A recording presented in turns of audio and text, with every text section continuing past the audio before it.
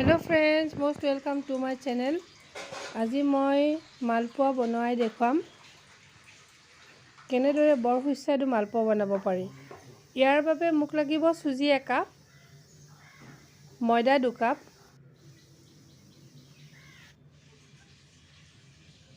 চাউলৰ গুড়ি 1 cup, dry coconut, almond,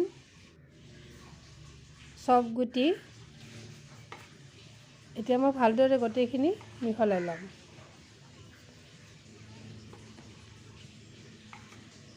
মোৰ পাত্ৰটো অকমান সৰু হৈছে, মই ডাঙৰ পাত্ৰ এটাত ল'ব লাগিব। khismis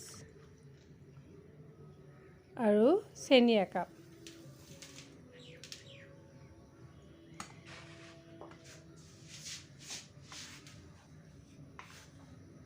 মই লাহে লাহে গোটেইখিনি মিশ্ৰণ মিহলাই ল'ম।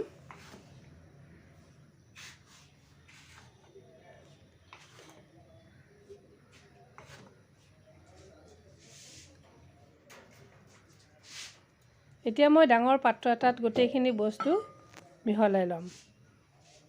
বৰ সুস্বাদু, আপোনালোকে কম পৰিমাণেও বনাব পাৰে, কিন্তু যিখিনি বস্তু লাগিব তাৰ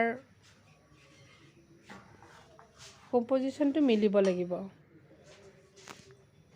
আৰু মই এয়া পানীৰে নেফেটো, মই গাখীৰ দিছোঁ। গাখীৰ প্ৰায় 300 ml মই লৈ লৈছিলোঁ। আপোনালোকৰ পচন্দ অনুসৰি যি মন যায় সেয়া গাখীৰ দিব পাৰে। মই ভালদৰে বস্তুখিনি মিহলাই ল'ম।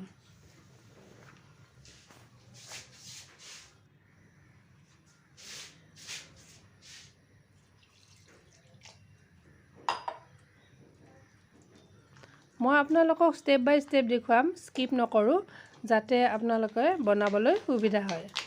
এনেদৰে মই ভালদৰে বস্তুখিনি ফেটি লৈছোঁ। আৰু মই মিশ্ৰণখিনি ৰাতি ফেটি থৈ নেক্সট ডে ৰাতিপুৱাহে বনাম, বা আপুনি কেইঘণ্টামান থৈ দিলেও হয়, কিন্তু ভালদৰে অকণমান বেছি সময় ৰাখিলে মালপোৱাখিনি ভালদৰে ফুলিব।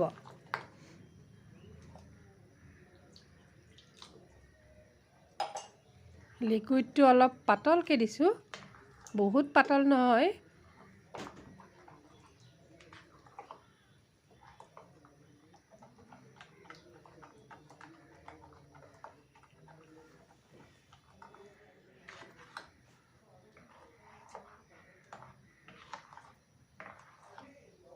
আপোনালোকে এবাৰ ট্ৰাই কৰি চাবচোন।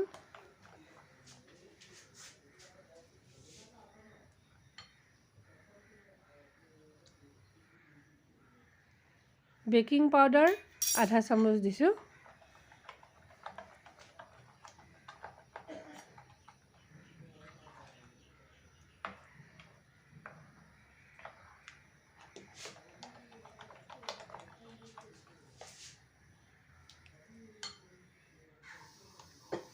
আৰু এয়া কেৰাহীত ৰিফাইন তেল দি মই ভালদৰে মালপোৱাখিনি ভাজিম।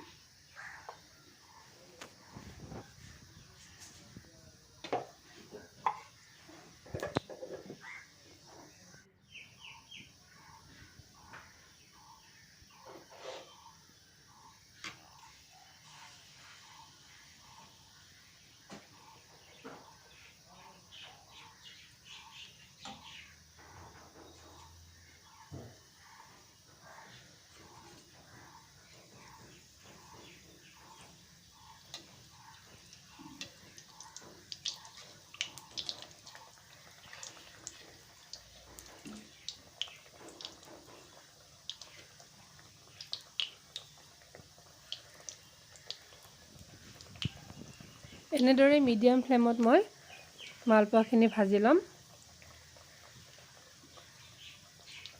খাবলৈ খুব টেষ্টি, এবাৰ বনাই ট্ৰাই কৰি চাবচোন।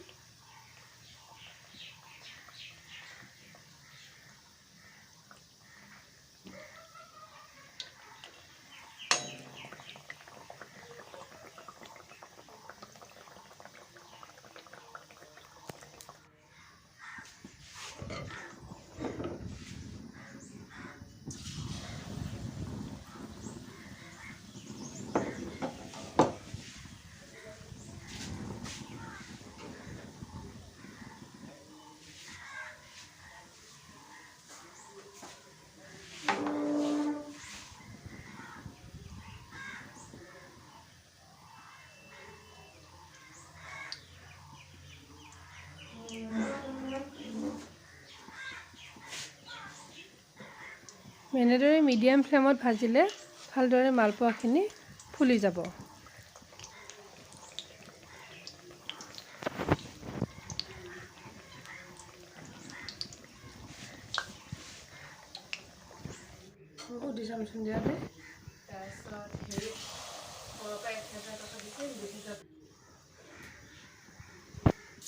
এনেদৰে মই ইখনৰ পিছত আনখন মালপোৱা ভাজিছোঁ।